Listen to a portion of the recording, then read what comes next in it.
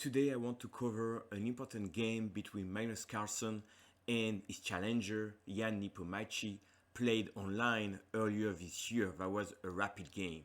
So here Nepo-Carlsen played the Najdorf, the Sicilian Najdorf, and clearly Carlsen doesn't want to have a debate in a long line of theory and plays e4. e5 is logical, that's a typical Najdorf move. And then Carlsen decides to fianchetto his bishop to g2, which is kind of unusual, but possible. Now, this is a key position, and here, can you find Magnus' move?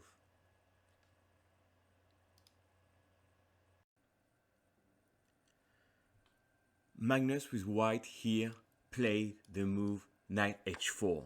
That's very interesting because, of course, the knight is trying to come to f5, but the key idea in this opening is that the bishop from g2 is controlling d5. You do not want black to play d5, and you want to keep the pressure with white. That's very positional, and that's why I think Magnus is stronger than Nepo-Carlsen in this kind of position. So now the game continues. Now clearly black wants to have some counterplay by pushing b5 and attacking b2. That's very classic in this variation. And here Nepo decides to go for b6. But that move, b6, weakens a6. So maybe here he had to wait and play queen d8. But Nepo likes to go directly for a dynamic position.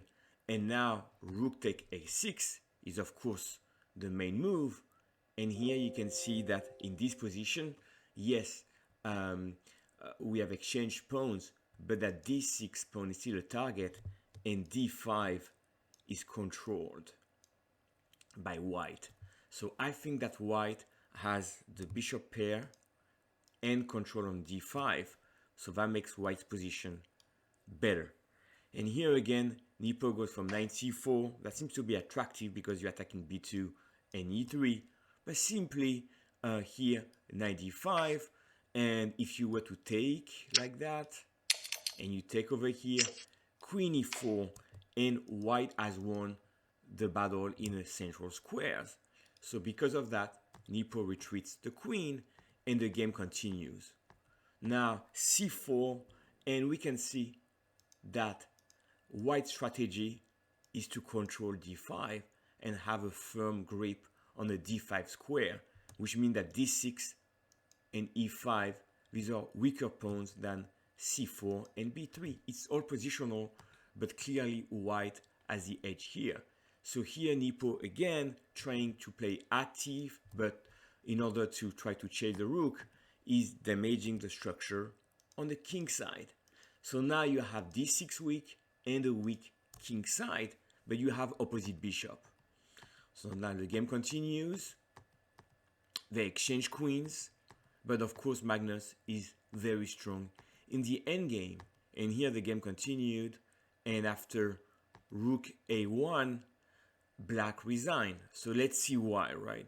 The logical move is to take on b3, then you come to the 7th rank, and the bishop has to be defended, rook g8, and here simply a move like rook d7 would win, because if you move the rook, I don't know, over here, you win a bishop, and if you don't move the rook, then I'm gonna take here and I am winning on the spot. So that was a complete domination by Magnus, and in my opinion, this shows why I think that Carlsen will have the upper hand in their World Championship coming up this year. Thank you for watching.